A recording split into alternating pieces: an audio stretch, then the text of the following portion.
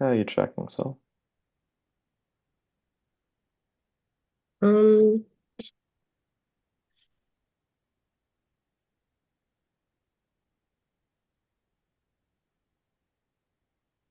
Ah, amazing. Yay? Yay. That work? Okay, Richard's just said he's in the lobby. Okie doke. Richard's iPad.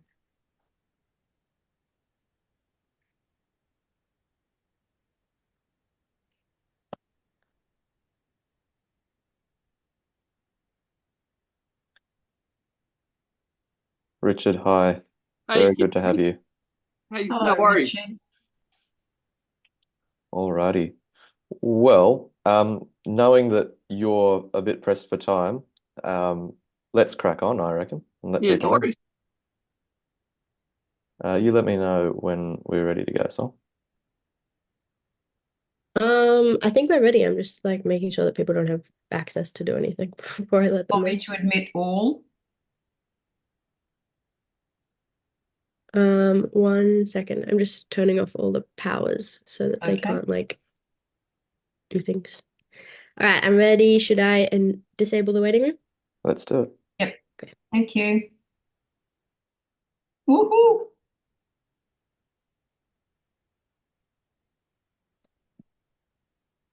Uh,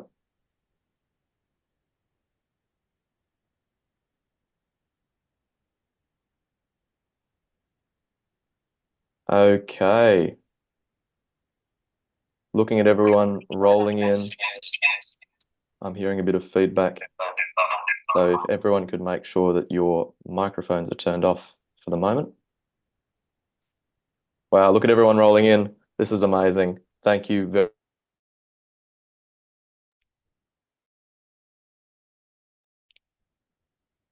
much.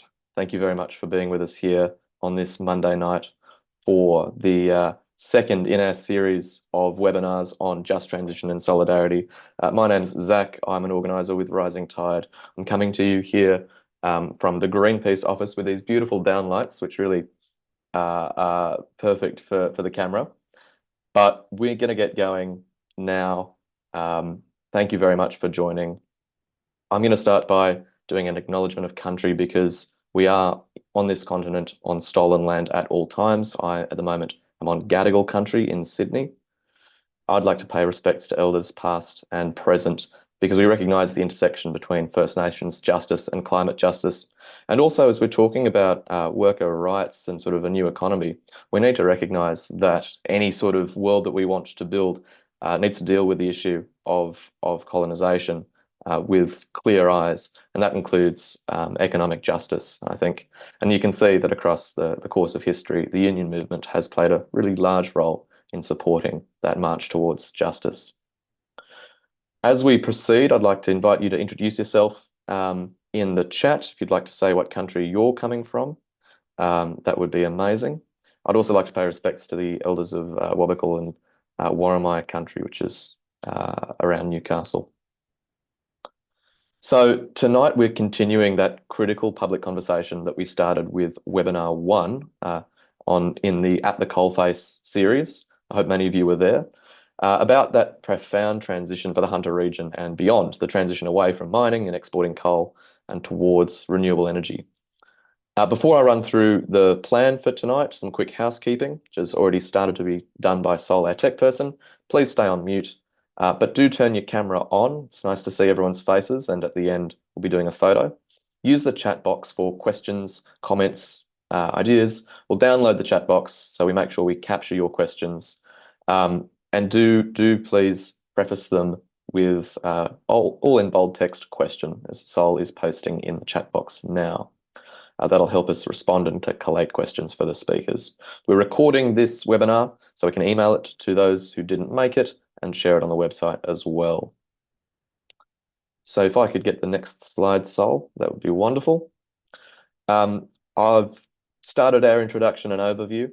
And for the agenda, I will continue with a little bit of context about Rising Tide's transition demand and the work that we've done so far in elevating it. And then we're going to hear from two amazing speakers at about 10 minutes each, taking a few questions after each speaker. First up, we've got Richard Dennis, an incredible speaker I've really enjoyed hearing before from the Australia Institute, the Executive Director of the Australia Institute, and then Professor Roberta Ryan, also the Executive Director of the Institute for Regional Futures, based out of the University of Newcastle. Again, inviting our audience to comment and ask your questions in the chat with the format that Sol has posted. And after our invited speakers, if there's time left, I'd like to take contributions from the floor prioritising hunter unionists and hunter workers in general. So, yes, the next slide would be great, Sol. Thank you very much. So after a meeting with the Newcastle branch of the Maritime Workers of Australia in 2023, before the last blockade, we developed our transition demand, which is the fossil fuel export tax to fund transition and pay for climate loss and damage. That was at 75%. We've changed it to 78%. It's a better number because it's what Norway does. And it does help break those circuits. Why 78%? Well, I'm sure Richard could tell you a little bit more about that, although I don't want to preempt his speaking. But we want to elevate the story that coal and gas corporations are not paying their fair share and are in fact benefiting from massive subsidies. But we've chosen a tax because it's our role to go on the offensive, to be provocative and ask what is fair for these polluters to pay. My argument would be a lot more. Next slide, please. So since before last blockade, we've further embedded pro-worker, pro-transition messaging into our actions and look forward to continuing to actively agitate for solidarity between unionists and climate activists. I'm particularly grateful to Bowen Basin coal miner Grant Howard up in the top left corner there for his contributions. Many of you may have heard him speak before, but there are workers, both unionised and ununionised, across the Rising Tide movement, right? And it's really important to get that economic justice lens in. We've written op-eds in the Newcastle Herald, building the narrative about solidarity with the hunter, and we'll continue that public comms work into this year's blockade. I'm particularly grateful to Justin Page for an amazing op-ed, Justin Page of the Hunter Jobs Alliance for an amazing op-ed before last year's blockade. And on the Wednesday night of this upcoming blockade, we'll be having another amazing panel on solidarity and transition with national and international speakers to be announced very soon. But without further ado, it's my great pleasure to kick off tonight by formally introducing Richard Dennis. Dr. Richard Dennis is the Executive Director of the Australia Institute, a progressive think tank that does a lot of amazing work on policy in all regards across Australia, but particularly the work on coal and gas is really, really critical. And I've had the pleasure of hearing him speak a number of times, but first at Rising Tide's first national event, the climate camp in April 2023. So I might hand over to yourself, Richard. Sol, if you'd like to spotlight Richard, and we're very much looking forward to hearing what you have to say.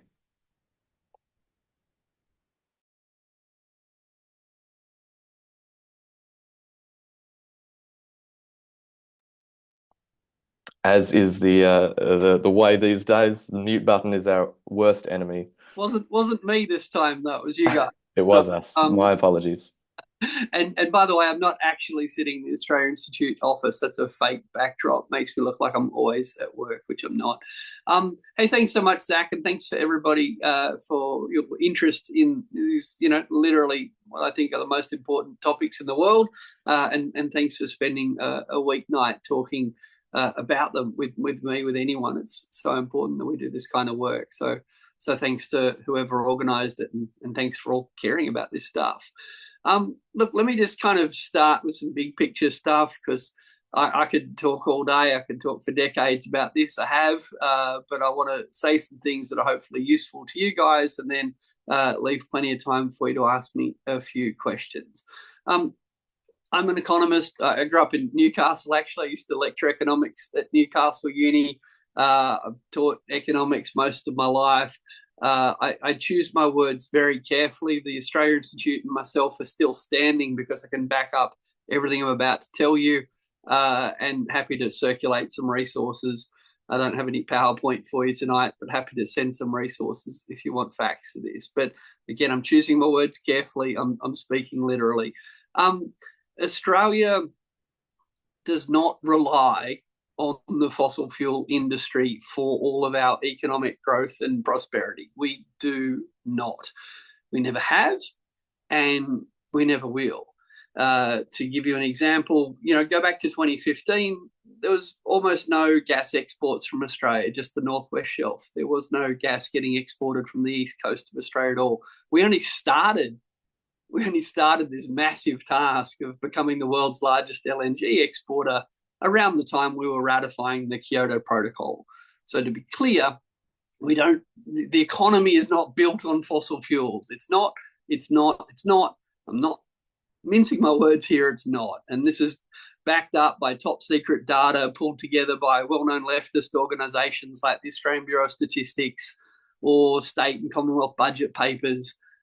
It's just we're a petro state. Australia is the third largest fossil fuel exporter in the world, but our economy doesn't depend on it. It could, but it doesn't. The fossil fuel industry employs about 0.5% of Australians. Put another way, 99.5% of Australians don't work in the fossil fuel industry, and the fossil fuel industry is not a big contributor. It's not a big contributor of tax. Around 95% of the tax revenue collected in Australia did not come from fossil fuels. Indeed, and I haven't got these numbers in front of me now, but in Queensland, they collect more revenue from, in Western Australia, they collect more money from parking fines and car registration than gas royalties. Again, all this from top secret documents known as the budget papers, hidden on this hard to access thing called the internet. But the mining industry and its supporters in our parliament spend a lot of time telling us can't live without them, can't live without them, can't live without them. So not a big employer, not a big taxpayer, could be a big taxpayer, could be, but our representatives in our parliament, state and federal, have chosen not to charge them much tax. Now, that's a very good choice from the gas industry's point of view. It's a terrible choice from the Australian point of view. And to be clear, and I agree with you, Zach, I think we need to push hard for taxing these companies. I'll talk about Norway in a sec, because they'll fight tooth and nail to stop something simple like making them pay tax. And that's the easiest way to convince the public that our economy and our budgets aren't built on them. So to be clear, taxing them won't stop climate change, but calling for taxes on them will highlight that they find the idea of contributing to our economy an affront. To give you some numbers now, Australia gives away for free, no royalties paid. And a royalty is the price you pay for a natural resource like gas or coal. More than half of the gas Australia exports was given away royalty-free. None. No tax, no royalty paid. It's like giving free bricks to a bricklayer or free flour to a baker. We give free gas to the gas industry, which is overwhelmingly foreign-owned. Now, some people would say, oh, sure, well, we don't charge royalties, but then they've got the petroleum resource rent tax. They'll pay lots of tax after we give them the free gas. No, no petroleum resource rent tax is currently being paid by the offshore gas industry in Australia. To give you a quick sense of how bad this is, in Norway, they tax their fossil fuel industry heavily and they give their kids free higher education. In Australia, we subsidise our fossil fuel industry and we charge our kids a fortune to go to uni. The Australian government collects more revenue from HECS. The Australian government today collects more revenue from HECS than we collect from our petroleum resource rent tax, most of which is actually paid by the oil industry, not the gas industry. So these are choices that successive governments have made. It's a democracy. There's no mention of not being stupid in the Constitution. There's no mention of any need for evidence-based policy. The law in Australia is what a majority of Parliament signs up for. The key point is that other countries make much better decisions than us. And in Norway, they don't subsidise the gas industry. Like, we literally subsidise our fossil fuel industry. We subsidise our gas industry. In Labor's first budget, They had a mini budget in the October after they were elected in 2022. In Labor's first mini budget, they gave $1.5 billion to a gas project in Darwin, the Middle Arm gas project. $1.5 billion in cash. Here, have the cash up front. Everything you hear about hydrogen and green economy, that's not cash up front. They're tax concessions, they're tax credits. Maybe in the future, if someone else invests and if they make a profit, they won't pay as much tax. So when it comes to the green stuff, it's tax reductions in a decade's time. When it comes to the gas industry, it's cash up front, $1.5 billion in Labor's first budget. So in Norway, they don't subsidise the gas industry, step one. And step two, they have very high taxes. They have a normal company tax payable on gas industry revenue, plus they've got an extra, hey, you're the gas industry, you make a fortune selling our gas tax. So combined, as Zach said, 78% tax rate on the gas industry in Norway. And then the third thing is they actually have a very large public investment, a public ownership of a lot of their resources as well, in which case the profits actually flow to taxpayers. So to give you a sense of it, in Norway, they've been shoveling their oil and gas profits into their sovereign wealth fund, which is about $2.5 trillion at the moment. And our sovereign wealth fund, our future fund, is a tenth of that size. To be clear, we've got 5 times the population of them. They've got 10 times the sovereign wealth fund that we have. So it's not too late. It's not too late. But step one, we need to stop subsidising this stuff, like stop it today. And by the way, the politics of stopping fossil fuel subsidies is great. 70-80% support. Most liberals who don't like some, all the free marketeers, a lot of them at least, are opposed. So stop subsidising it, stop giving it away for free, 0 royalties, and make them pay some profits tax. None of this is complicated. It won't tank the economy. Almost no one works in it. They're not paying much tax. And again, getting them to fight against paying more tax is a great way to explain to your mum or your brother-in-law that they're really not the backbone of the economy at all. So I think I'll wrap it up there. Thank you very much, Richard. Yeah, it's really a very simple story sometimes. And we've got some questions for you before we let you go, if that's okay. Oh, no, I was just shuffling around. I'm actually sitting on the floor at the moment. And my Amazing. Going numb. Amazing. Well, to introduce the questioner, I'd like to throw over to Lena. Lena's an amazing unionist, part of the Rising Tide transition team, and will be the conduit for the people to yourself, Richard. Over to you, Lena. Hello, everyone. Hello, Richard and Roberta. Richard, the first question is from Michelle Smith, and she asks, should we have a global levy to fund climate loss and damage with a carbon border adjustment mechanism to be applied to countries who don't pay it? Sure, but I'm not that powerful. So I'm an economist. Policy's my jam. Love talking about designing optimal solutions to all sorts of policy problems. Very hard to get Australia to do anything. I'd argue even harder to get the world to do something. So in no way am I opposed to your suggestion, Michelle, not at all. But history suggests that it's really hard to get countries to give money into a fund that someone else gets to divvy up. To be clear, Australia spends far more. Let me go back a step. Australia's a very generous country, and there's nothing xenophobic about us at all. We're incredibly generous to the foreign-owned oil industry. We're incredibly generous to the foreign-owned gas industry. We're incredibly generous to the foreign-owned coal industry. So much so that we give far more aid to the fossil fuel industry than we do to all the Pacific nations combined. So you bet, sign me up. Nice big global fund, tick, border tax adjustment, no problem. But the UN is really not a very effective vehicle at making countries do things they don't want to do. And my starting point would be here in Australia. But boy, if someone can figure out how to do it at a global scale, you bet.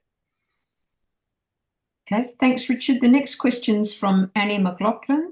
What role does local shareholder returns play in this destruction of environment over changing to renewables?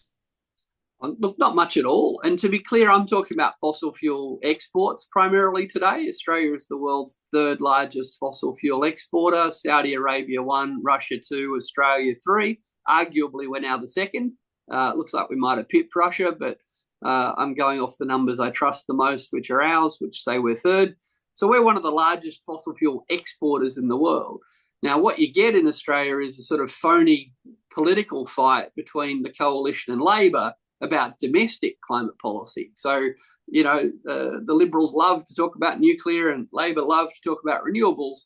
But frankly, neither of them want to talk about the fact that we're the third largest fossil fuel exporter in the world and that there's more than 100 new fossil fuel projects seeking approval in Australia today. So, yeah, look, you know, the reality is you bet we should do everything we can to move to renewables as fast as we can here in Australia. But I'm talking about what Chevron's doing. I'm talking about what Impex is doing. I'm talking about what British Petroleum, BP, is doing. There's not a lot of Australian ownership of these companies at all. Like all of the gas and all of the coal, nearly all of the profits flow offshore as well. Okay. Richard, I'd like to ask a question that was raised yesterday by advocates for the Anti-Poverty Network about the role of these taxes, such as the 78% tax proposal, on reducing social inequality due to poverty. What are you able to tell us about how they do that in Norway?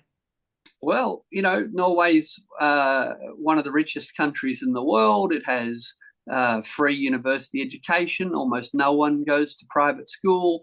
It has a genuine public health system that is public in nature. You know, we now take co-payments and, you know, all sorts of cash upfront payments for our allegedly universal health system for granted. They have much better public transport than us. Terrible place, one of the richest countries in the world, best education, best health system, long life expectancy. Global studies keep saying some of the happiest people in the world. Hold on to your hats.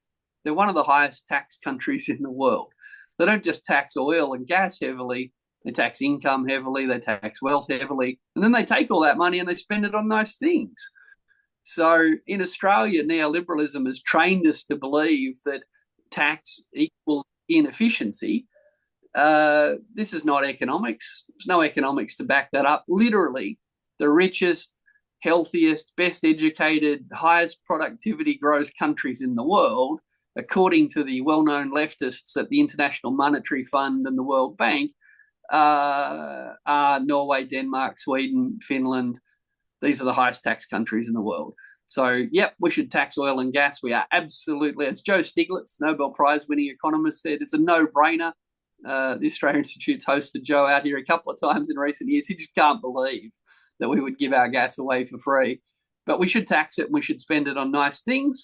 Economics 101, tax things you want less of, subsidise things you want more of. We subsidise fossil fuels in Australia. Thanks, Richard. Just two more questions and we'll let you go to your family. There's a question from Tom Morton.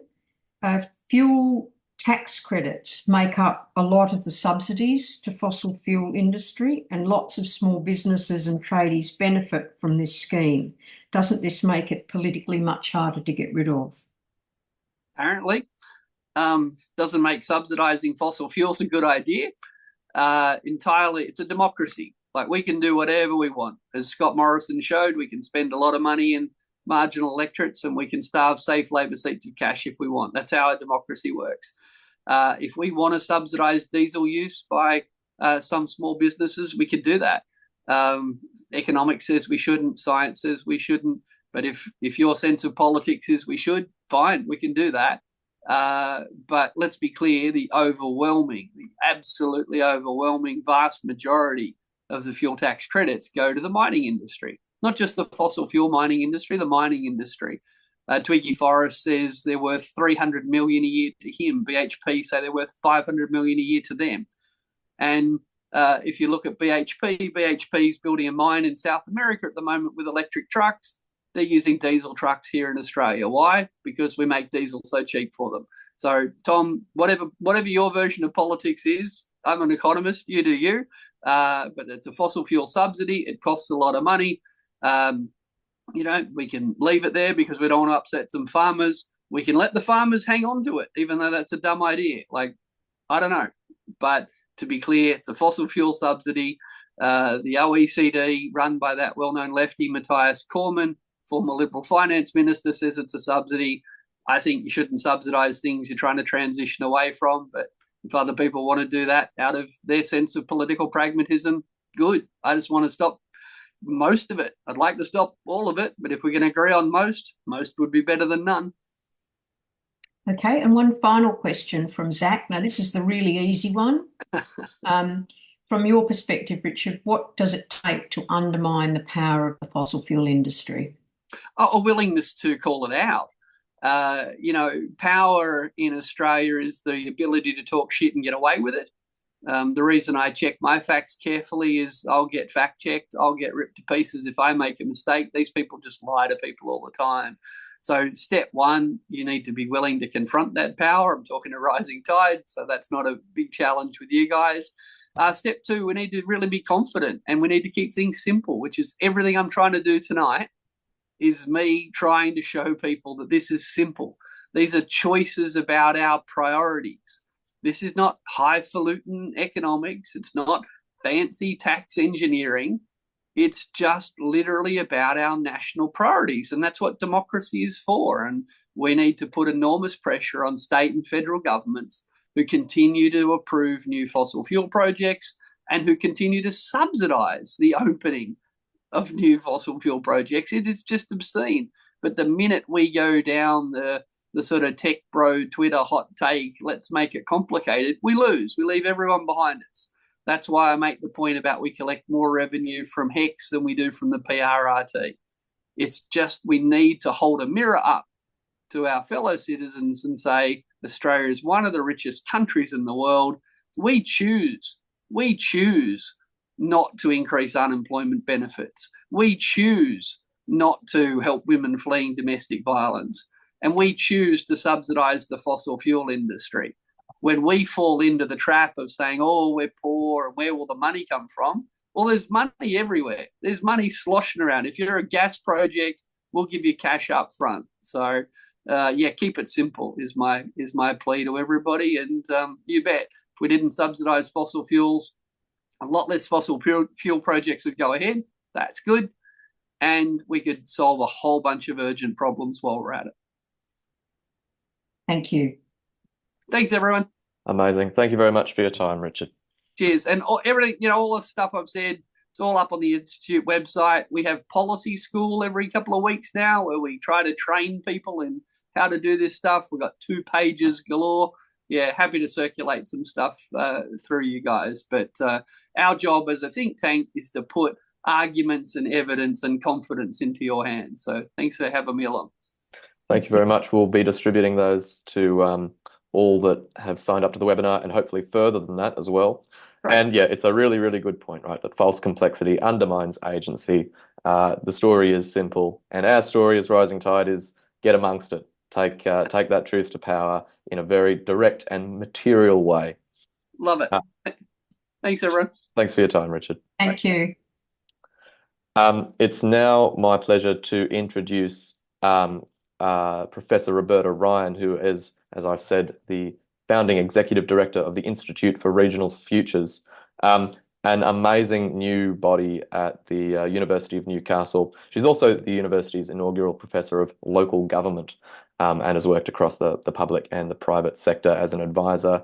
The Institute for Regional Futures is a really critical part of the ecosystem, I think, of transition in the Hunter, working alongside sometimes institutes like the Hunter Jobs Alliance and providing that really critical academic and research basis for what a future can look like. So thank you very much for being with us here tonight, Professor Ryan. I'm going to vamp for another few seconds while you get your mic sorted out, as I didn't do for Richard Dennis. And as it looks like your slideshow is ready to go, I'll hand it over to you. Thank you very much for being here. And the mic, Thank you. There we go. Thank you. Thanks very much, Zach. Thanks to you all for the great work that you do and the opportunity to speak with you tonight. It's a real pleasure to be here. I'd like to add my acknowledgement to country and note that this land that I'm living and working on has never been ceded. But thanks for the invite. I'm not an economist. I lead an institute that just bear with me. I'm trying to move the slides forward and they won't, so I don't know why, but I'll do that as soon as I figure out how to do it. I lead an institute that deals with the socio-economic and political and spatial. I myself am a political sociologist. I've got slides because I can't remember anything, and but I really wanted to have the conversation with you. I'm just going to slide across some of the data. It's all on our website. The university established the Institute for Regional Future as part of its commitment to supporting regions and regionalism. The piece of work that I thought would be helpful to talk about tonight is a survey called Regions Matter. It's a national piece of work. It's a policy advocacy piece of work. What we're interested in is when I first came about 5 years ago to work in the Hunter, I had a lot of people telling me what the community thought, and I found myself in the same meetings with the same people who'd been speaking on behalf of the community for a long time. And so I made it my mission to kind of try and get underneath some sentiment and understand what it is that we can talk about in terms of communities for in a kind of, I guess, a more empirical sort of way. So we developed this thing called Regions Matter, which is a national survey. We've done it twice now. We are interested, it's, you know, statistically robust, all that kind of stuff. I won't go through this. The first one we did was oversampling regions in transition, and I'm going to use some of that data to talk with you about tonight. It talks to what it is that matters to people in regional Australia, and we compare those views and attitudes with people who live in metropolitan Australia. It's a more complex story than that. The first one was conducted in 2021 and the second in 2024. I'm going to start with some big picture observations. I know I've only got 10 minutes to speak. Happy to dive into any of the data and talk about any of this. I'm going to start with some kind of big picture observations, and I'm going to close with some big picture observations. But I've just cherry picked through and pulled out some things that I thought might be interesting to everyone here in this audience. I mean, overall, of course, place does matter. The kind of key drivers of when you ask people what matters to you about where you live and work, these 4 points come up in varying order according to what sort of place you're in. People talk about community, lifestyle, and identity. You know, I connect to this place in particular ways. There's nearly always a kind of practical dimension to place for people in terms of proximity to services. You know, I'm here because I am retiring and I want good access to health services, or I've come from a smaller regional centre to a larger regional centre to access services. There's always a kind of element around the kind of amenity. Some people talk about the environment in amenity terms. You know, I'm close to nature here, or this is a really beautiful place to be, but there's always that kind of element of that. And of course, place matters if you're of working age. What leads people into, we're particularly interested in why people relocate to regions, and what leads to that is people usually start with a job. Somebody has to get a job, and then the rest kind of follows, and where they choose to go. What attracts people and keeps people are these issues around lifestyle, livability, housing affordability. In the Hunter, for example, you know, people relocating perhaps from Sydney to the Hunter might come and get lower wages here. That's the case, for example, for people like me who work in universities. But the trade-off was that housing was more affordable. But of course, that's not the case now in many parts of regional Australia. So that trade-off stopped working. And we have to talk to people about the ways in which they need to increase people's wages. Again, that employment and that health services kind of dimension. These are, as I said, are just some high-level observations from the survey, and these have been consistent across both of the surveys in terms of what we call very creatively Regions Matter 1 and Regions Matter 2. We have a set of bank of questions that we want to test every 2 to 3 years and see what sentiment is changing across key things. I've just pulled out a couple here around climate and environment. 69, 70% of respondents agreed with the statement that climate change is having a real impact, and only 13% either disagreed or strongly disagreed. That hasn't changed across the 2 survey periods. This survey's a 25-minute caddy survey. It's a long survey, covers a lot of questions. We asked people whether, and these are just quotes from the questions, of course, whether people agreed that protecting the environment should be given a priority, even if in some cases it creates some loss of jobs. 61% of people agreed with this sentiment across both surveys.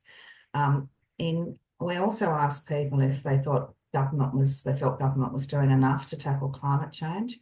In Regions Matter 1, that number was 53% of people said they thought government was doing enough. In Regions Matter 2, that dropped to 29%. So there's been a significant, just over that sort of 2.5 years or so, there's been a significant drop in confidence that government is dealing with these questions. I like those ones, but I could have drawn out lots more. The next series of slides are really comparing views across what we identified as regions in transition. These are ordered in terms of agree and strongly disagree. They're horrible slides, I know, but I just wanted to highlight some of the issues associated with these. These, of course, are all being made available to you, so you can have a look at them more closely. The question around my area will need to transition to new industries and new sources of employment. You can see that what we have here is agree and strongly agree in the darker blue, and we go in terms of those numbers: Latrobe, the Upper Hunter, Central West Arana, the Lower Hunter, New England, and the Northwest Collie, which we have here as Southwest WA. It's a slightly broader geographical part than Collie itself, and Gladstone. And so I've got a few slides here which just compare these regions as we identified as regions undergoing significant change. And we're trying to collect this sentiment over these periods to sort of do this benchmarking. People views about lots of opportunities for people who live in my local area. Again, for people in Collie in Southwest Western Australia, 63% of people agree with that, down to only 26% of people agree with that, agree or strongly agree with that in Latrobe. So these questions, as I said, really we're seeking to kind of benchmark how the community feels progress is going in these important areas that are undergoing significant change. The local community copes well when faced with challenges. The Hunter consistently tops this kind of bank of questions around resilience. I don't know why. These are things we have to explore further. And here we have Latrobe, which consistently, at least in our research and other research, people feel less confident about how well the community is facing these challenges. This is a breakdown of the question I referred to earlier around I'm confident the government has good plans for our future. And you can see the numbers here where we're talking about that number's not very high for anybody. And there's not much between this in terms of Southwest Western Australia at 31% and Latrobe at 21%. But again, some of this data is interesting comparatively, and it's particularly interesting, I think, over time. Are you optimistic or pessimistic about the future of your region? We have Collie in Western Australia, the most optimistic, and we have Latrobe here as the least optimistic. The Hunter is pretty close to the top around these optimism questions. That's a sort of a slice of some of the comparative data. The reports for all of this are on our website, detailed reports, plus there's some podcasty stuff where we talk about different elements of this to present it to people in a more interesting way. I just wanted to conclude with, I'm keeping the eye on the time, I think we've got a couple of minutes left. I wanted to conclude by just focusing a little bit in a more granular way around the Hunter. We oversample the Hunter. We're at the University of Newcastle for obvious reasons. And when we're talking here about this kind of discussion around transition and diversification, what resilience means, we've written a whole piece around this. And I just wanted to highlight a couple of the sort of slides here. One of the really interesting things about the Hunter is that there's significant differences in the data but according to age. It's the single biggest, besides the differences across regions, the single biggest difference in the data across regions matter is not, it's not income or male or female, but it's age. And so here is just an example of that. This is one of the things that's occurred consistently across regions matter. So comparing 18 to 34-year-olds, this is just one slide that provides an example of that with the 35-year-olds plus, worried about environmental impacts that will impact the livability of the region. These differences in these numbers are quite significant when across regional populations, a lot of these things, the data isn't different according to different demographics. What we see here is significant differences in views about key questions with respect, sorry, that's me timing myself, with respect to climate impacts. There's a significant statistical difference for people over 35 and under 35. So you can see that just by way of some examples there. Again, I've got some things here that break down the Hunter region in a more granular form. There's an argument always about whether the Central Coast is in or out, which is why it's blue here.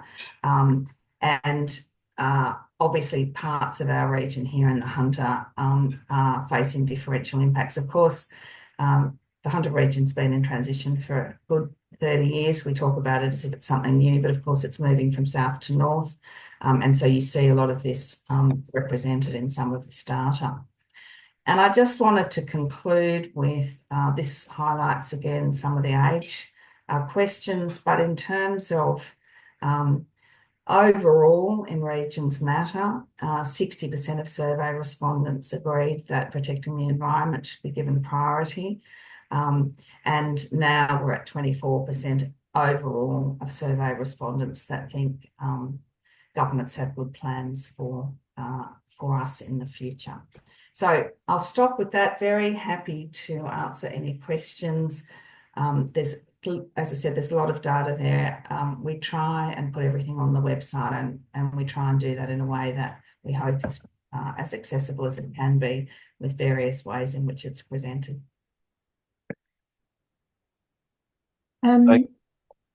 Thank you very much, Professor Ryan. I'll hand over again to Lena. I may have preempted to take some questions from the audience. Thank you very much, Lena. Thanks, Zach, and thanks very much, Roberta, for that information. I've read many of the reports, and this is a very succinct summary of it. I think it's very useful for those of us trying to look at how we build relationship and solidarity with people in the Hunter region rather than having these issues divide us. Zach's put a question here. What, in your opinion, needs to change to boost confidence in a faster and more ambitious transition? And just while I'm asking Roberta to think about the answer to that, if you've got questions for Roberta, please post them in the chat. She's very happy to answer them. This is a great opportunity. Yes, Thanks, thank Roberta. you. And that reminded me, I forgot I had this final slide, so thank you for that question. Because I wanted to, have I got that? Is that slide up? Yes, it is. Oh, great, because I went in and out then because I forgot about this. I hope this answers that question. I think the key issues, it's very hard to summarise what the priority issues are, but we have to be focusing fairly and squarely on the workforce issues and the potential job displacement issues. We've had we've learned a lot from what's happened in the EU and other countries. It was great to hear Richard talk about some of the international examples today, but of course we've been looking at those closely. We have to do a lot to invest in the skills and workforce shifts. One of our papers focuses solely on that question. We also have to manage this question around income instability. As I said before, what drives regions is people getting a job, and those jobs need to be well paid and not differentially poorly paid compared to people in metropolitan Australia. And then there's a whole raft of stuff. One of my colleagues particularly specialises in this space, and he's one of those under 35, so he might be interesting to share his insights around this kind of community displacement and cultural shifts, that whole idea of the loss of community sense of who communities are, which is often a neglected part of these significant changes. So I thank you for that question, because it reminded me that I had some thoughts to pull together around those that broader question. Okay, and thank you for that. Roberta, I've got a question for you. I've been trying to get a sense about how Collie in Western Australia is going with their transition, given that the Western Australian government has determined that there will be no coal-fired power stations in that area by 2029. Can you tell us a bit about how their transition is going, and how are the issues for First Nations peoples informing the transition plans? And can I just let people know, I was interested to see that of all universities in Australia, Newcastle University has the highest First Nations student population. So I think this is a very an important question too for the Hunter region. Yeah, it is. I mean, there'll be other people on this call who will be, at the front line in this change that's occurring in Collie. We've had the pleasure of hosting a number of delegations from Collie, and I think one of our I call them podcasts, but I suppose they're videos, they're not really podcasts, is a discussion with folks from Collie. And the highlights there, of course, that's been almost exclusively led by the union movement in terms of the support for transition. And they've garnered what support there has been available from the state government, but there's no question out of all of the regions that we've got research and data on, that the union movement have been the key driver. I think that's a lesson for all of us around that. Unions have continue to play a very important part in the Hunter, but there's a bunch of other vested interests here that don't quite allow the conversations to happen in the same way that I think have occurred in Collie. The support, the key kind of planks around support for skills transition, making sure that community voices are represented in decision making, all of those sort of key elements that I went through in the slides. Collie is less confident in our data than some of the other areas in transition. The Hunter is generally more optimistic, particularly the Upper Hunter. I don't know what explains those numbers, but we keep getting them pretty consistently in our research. In terms of the role of First Nations communities, certainly the University of Newcastle, Lena, as you said, does pretty well in this space. We are in the process of developing a research partnership with Wallatuga, which is the Aboriginal and Torres Strait Islander Institute here at the university. and to support them to work and to get some of this kind of data together across the variety of Aboriginal nations that they work with. So I don't have that data, but we're certainly working with them. Yeah, the University of Newcastle does have the highest number of Aboriginal and Torres Strait Islander students across the country, and the university's had a very successful pathways program to support that. And Wallatuka, the Wallatuka Institute does amazing work in that space. But I'm not particularly well placed to talk about that. But I could certainly connect people together for those conversations if that would be helpful. That would be extremely helpful. Extremely helpful. Thank you. I'm just looking, there's another question from Zane. Do you think people in regional areas feel politically voiceless and that this is an additional factor? I think historically that has been true. And as I think I mentioned at the beginning, when I relocated here, I was really astounded by the same people I was having conversations with in every meeting that I went to. And everybody kept talking on behalf of the community. And I just kept asking the question, well, how do you know what the community thinks? Like, who do you mean by the community, and what do you know? What do you know about what the community thinks and feels about these issues? When I'm a professor of local and regional governance, among other things, but one of the reasons I am very interested in local government and a great supporter of local government, I know gets lots of headlines for the wrong reasons, is that local government really does have the opportunity to represent the views of communities in that sort of spatial way. Some do it better than others, of course.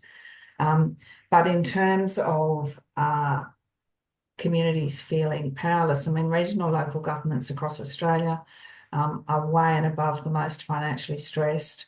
They have very limited resources and very significant demands on those resources. We haven't dealt adequately with redistributing any of those financial resources away from, I mean, we in Australia, the City of Melbourne and the City of Sydney, which are the two most well-off local government areas in the country, still attract financial assistance grants from the Commonwealth.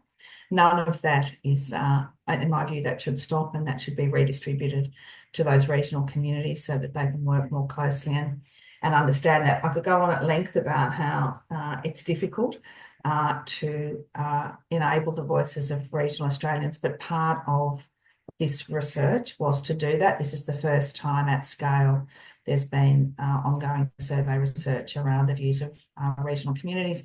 And we can have a discussion all night about what regional means, and I try to avoid that. But we deliberately sampled this in a particular way to try and give voice to non-metropolitan communities, particularly smaller non-metropolitan communities that are undergoing significant structural changes. So we hope this research contributes to that in terms of allowing and enabling people to have those voices. But certainly when you look at the data around young people and their views, it's really encouraging. It's one of the things, I mean, you do social research because you don't know what the answer is going to be. But to see that data consistently, I mean, I know, you know, what's young, but anyway, for our purposes, we only survey people over 18, and we compare over 18 and over 35s. I mean, we've got it broken down in other age brackets, but the difference between the under 35s and everybody else is actually significant across most of the key aspects of Regions Matter, which is, I mean, I think that's great.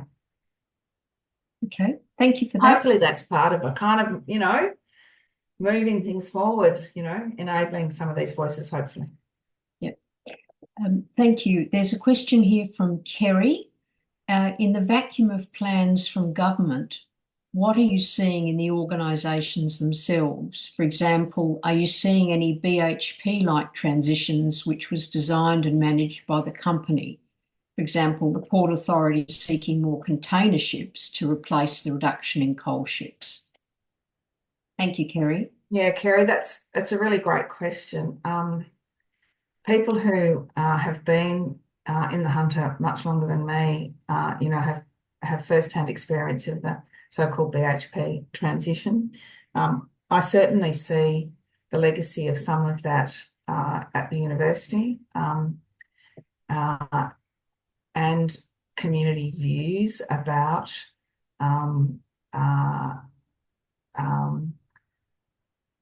Newcastle, for example, just as part of the Lower Hunter being a dirty port city, and it not being attractive in those livability kind of indexes and criteria that we look at. That's definitely changing. In terms of I'm spending all day with the Upper Hunter Mining Dialogue tomorrow, and that's supported by the mining industry to get the views of the Upper Hunter community and how the mining industry can contribute to the concerns of people in the Upper Hunter. That's obviously a pretty modest. It's a pretty modest affair in terms of the kind of a dollar value that the mining industry puts back into those things. The port, as you know, everyone knows on this call that the Port of Newcastle has been in a monumental fight over being limited to its, with respect to its containers, when they privatised Port Kembla and Port Botany. They restricted, as part of that privatisation arrangement, the amount of container shipping that could go through the Port of Newcastle. So look, the port is making, in my view, pretty significant efforts to diversify as coal exports decline. But gosh, there's an awful long way to go. Thank you for the question, and thank you for your answer, Roberta. I'm just looking, there are no other questions from the group, so I'd like to ask a follow-up question. I'm particularly interested in what you've touched on in terms of voice and who speaks for whom about what. Do you think there is a role for citizens' juries or assemblies in developing plans for transition, good jobs, reducing socioeconomic inequality, and improving community well-being, not just a focus on workforce and coal industry transitions? Look, I certainly do. I feel like that might be a bit of a Dorothy Dixer. I ran the first citizens' jury in Australia as part of an ARC project, and I can tell you when we were reporting on it, because it was September 11, and it was so it's pretty memorable, and it was a fair while ago in terms of the timing. But one of the values of, I think, citizens' juries or deliberative panels or deliberative processes, or there's a kind of there's a range and scale about these. I've probably run, I don't know, I haven't counted it up, but 25, 30 over the last 10, 15 years across a whole lot of issues. They're extremely helpful in informing decision makers kind of at the front line. There's nothing more compelling than hearing from the community when they've had the opportunity to have good facilitation and expert opinion put before them, and the opportunity to deliberate, which of course just means to have supported discussions where people's views are shared, and we move a group of so-called ordinary citizens from a individual interest position or a sectional interest position to a general interest position. It's a very exciting tool to use in terms of that kind of facilitation process. But what's crucial to that is providing people with high quality information that helps people shape, who come to the table as whatever, you might select them demographically, but we have some tools that we use to select people according to their values, because actually, none of us are demographically particularly representative of anything. But if you can overlay that demographic selection process with a values selection process, we don't want everyone in the room, for example, who's pro the environment. We want a range of views so that we can see what it takes to have people shift their views from those positions. And we have developed some tools to measure those shifts, because that's the whole point of the exercise, with good discussion, good deliberation, and good expert information where people can ask people who are experts, and then form views amongst themselves and share that. I think it's a really useful tool, but it's like a lot of engagement tools. It's just a tool, but the value of it and the times when I think the ones that I've run have had the most impact have been at the end. There might be 5-day ones, there might be 5-week ones, there might be 3-day ones. There's a whole different way you can package them up depending on timing and resources and the kind of issue that you're dealing with, or the issues, is when the citizens themselves present their views to the decision makers. It's very powerful. I can go as an academic and as a researcher and speak to the state government about, which I do. I'm going to take this region's metadata to as many people as who will listen to me about the views of people with respect to these issues. But it works much better when citizens do it and present things directly to decision makers. It's a very compelling experience, and in my experience, that changes the way key decision makers understand their communities, because everybody sees communities with their own lens, depending on who you are. That might be a bit long, that answer, but I think they're really potentially really valuable. I think the trick is to get that contact with who is making those decisions, to hear from the citizens directly what they've come up with in relation to the questions that have been put. I've seen some really big impacts as a result of doing that. Thank you very much. I'll cross over to Zach now. Thank you. Thank you so much for that, Professor. That's an amazing note to end on, and I think quite similar to Richard's note, which is more participation, more democracy.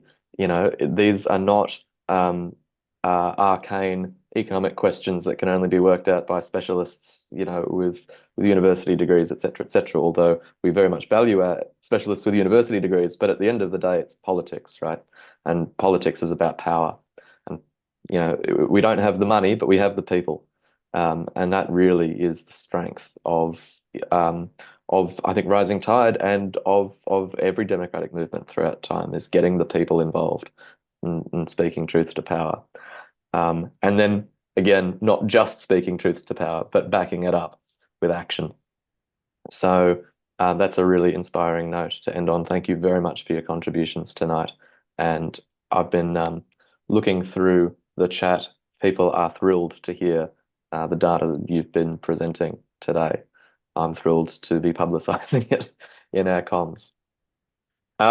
So noting that we have a few short minutes before the end of our webinar, I'd like to throw open to the floor. As always, there are many people in the room who are experienced and have lots of wisdom to share. Unfortunately, we don't have all of that much time, but I would like to put a call out for particularly unionists or people who've worked in the industry. If you'd like to raise your hand on Zoom digitally, so I can see you and call on you. If there's anything that you would like to say in response or to the assembled group. Not seeing anyone coming forward, although please do. I'd like to extend that offer to anyone else as well in the room who has contributions that you'd like to make, noting that time is at a premium and I'll have to restrict comments to a few minutes.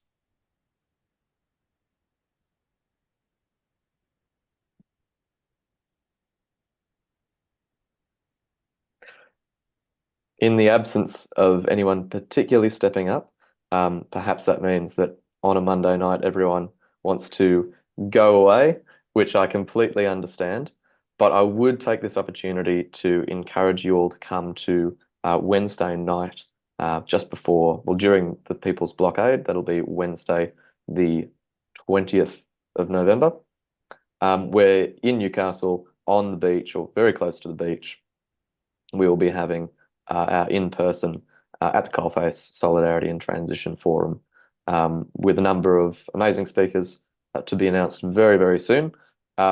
Last year's forum was amazing, and there was a lot of really provocative and inspiring crosstalk between folks from a really wide variety of experiences.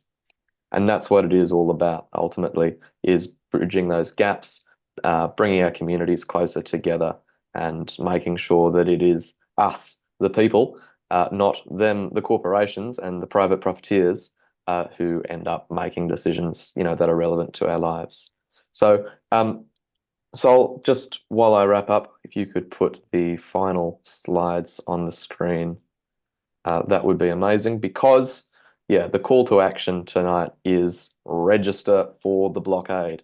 There's not many of us here remaining, but if you haven't registered for the blockade, please do it today. Not just because our logistics champions are sweating bullets, but also because those of us who are here today and have remained today, I think are part of a really important group in the organization and in the movement, because we understand that it's necessary to tell the story of worker solidarity, solidarity with fossil fuel communities, and that transition to a better future, right? This is a narrative that needs to be embedded not just in Rising Tide, but across the movement. So please share this webinar and the last webinar, which you can find on our resources page on the website, with your friends and your allies, particularly those who might be somewhat skeptical of attempts to bridge that really critical gap between workers and climate activists, us greenies. And yeah, come to the blockade and build the movement, bring that diversity, bring those amazing thoughts and opinions, so that we can get there together. Register, register, register. I will see you on the beach. I'll see you on the water. If it comes to it, I'll see you in the citizens' assemblies, and be very, very privileged to do so. Thank you very much, everyone, for being here tonight. And thank you very much again, Roberta, for your amazing, amazing contributions. We're very lucky to have you both tonight and in Newcastle doing the work that you've been doing. We might just unmute all at once to say thank you, and we'll get a little photo as well from Sol, as we are all saying goodbye on Zoom.